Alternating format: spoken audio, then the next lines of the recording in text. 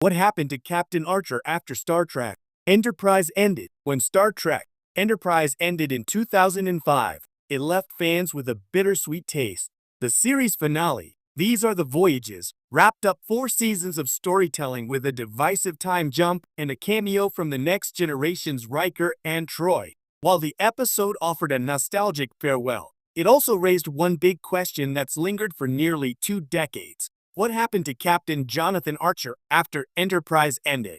Scott Bakula's portrayal of Archer made him one of the most human and emotionally complex captains in the Star Trek canon, an explorer, diplomat, and reluctant warrior who helped shape the Federation's birth. Yet his story feels incomplete. The finale briefly mentioned that Archer would go on to deliver the speech founding the United Federation of Planets, but after that, canon went quiet.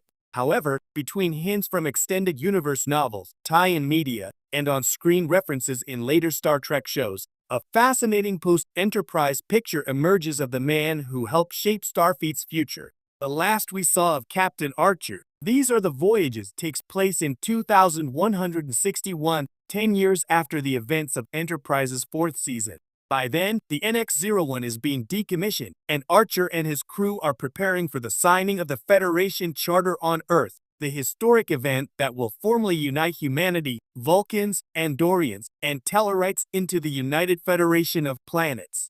In a touching moment, T'Pol encourages Archer to rest before his big day, but he can't help pacing his quarters, rewriting his speech over and over. For Archer, this isn't just another duty, it's the culmination of everything he and his crew fought for. Unfortunately, the episode ends right before he delivers the speech, leaving the audience to imagine what words the first great Starfleet explorer offered to usher in the Federation's new era.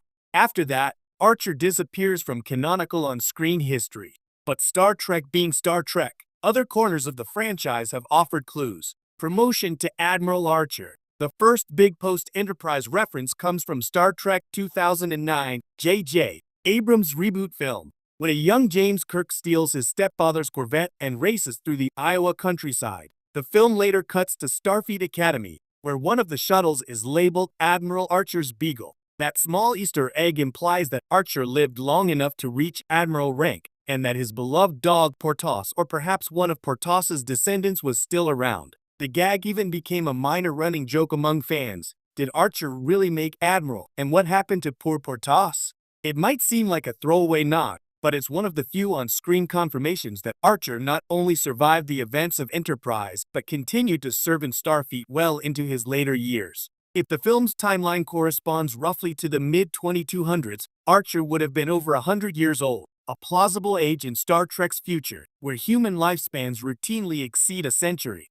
So, canonically speaking, the last official record we have of Jonathan Archer is that he became an admiral and had a shuttle named after him. Yet non-canon sources fill in the rest of his remarkable life. The novels continue his legacy. The Star Trek Enterprise relaunch novels, written after the show ended, did what fans hoped the series itself would have done. They explored how Archer and his crew transitioned from frontier adventurers to architects of a galactic alliance. In the Rise of the Federation novel series, Archer becomes a central figure in shaping the early years of the United Federation of Planets. His experience with diplomacy during the Xindi Crisis and his relationships with alien species make him an ideal candidate to help mold Starfleet into the exploratory and humanitarian organization it would become.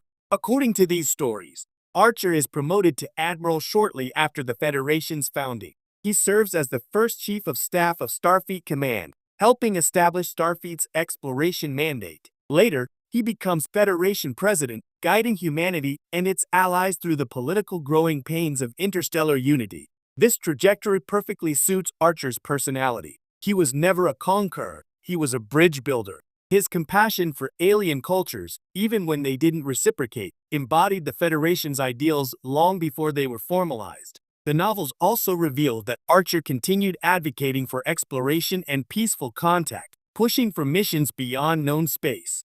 Under his influence, Starfleet began laying the groundwork for the deep space expeditions that would one day send ships like the Enterprise NCC-1701 and Voyager into the unknown. The Archer legacy in later Star Trek canon. Even though Enterprise ended in 2005, Archer's influence echoes through later Star Trek lore. The Strange New Worlds and Discovery eras reference his name multiple times, suggesting that his contributions became legendary. In Star Trek Discovery, the Archer space dock is mentioned, a massive orbital construction facility where Federation starships are built. That alone is an incredible testament to his legacy, placing him in the same pantheon as figures like Zefram Cochrane. In Star Trek Strange New Worlds, which takes place about a century after Enterprise, Archer's ideals still resonate. The show's optimistic tone and its emphasis on exploration over conflict mirror the spirit of Archer's original missions. It's as if his early philosophy, that exploration must always come with empathy, became Starfleet's unspoken law. Some fans have even speculated that Captain Pike, with his diplomacy-first approach and belief in Starfleet's moral core, is the modern reflection of Archer's leadership style. While Picard and Kirk often wrestled with the burdens of command, Archer and Pike share a gentler, more aspirational energy, one that sees humanity's potential as boundless. The man who built the future, Jonathan Archer's importance in Star Trek history goes far beyond his own lifetime. He's the transitional captain, the one who connected the wild, dangerous days of early warp travel with the structured, enlightened age of the Federation. Without him, there might never have been a Starfleet capable of producing captains like Kirk, Picard, and Janeway. In many ways, Archer's story mirrors the struggles of early explorers on Earth. He faced fear, misunderstanding, and loss. He made mistakes, sometimes catastrophic ones, but learned from them. His compassion for enemies like the Xindi, his forgiveness of Vulcan duplicity, and his willingness to risk everything for peace were what made him more than just a starship captain. He was the prototype for what Starfleet would eventually stand for. Even Enterprise's controversial ending now feels symbolic in hindsight.